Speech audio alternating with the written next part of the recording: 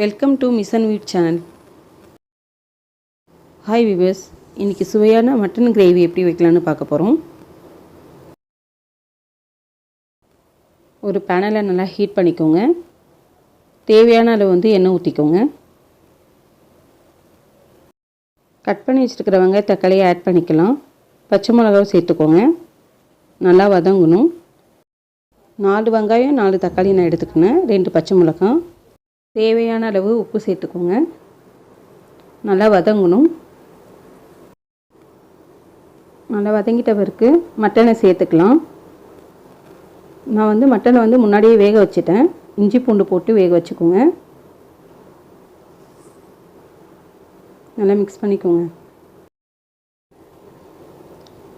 மஞ்சள்தூள் மிளகாய்த்தூள் சேர்த்துக்கலாம்.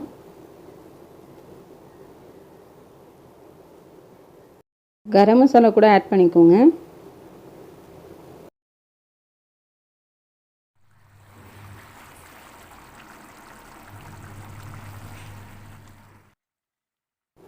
கொத்தமல்லியை சேர்த்துக்கலாம்.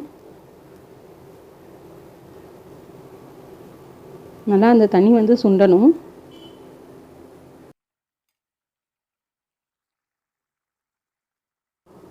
சுவையான மட்டன் கிரேவி ரெடி ஆயிடுச்சு. இந்த ரெசிபி பிடிச்சிருந்தா உங்கள் வீட்டில் ட்ரை பண்ணி பாருங்கள். இந்த வீடியோ பிடிச்சிருந்தா சப்ஸ்கிரைப் பண்ணுங்கள்.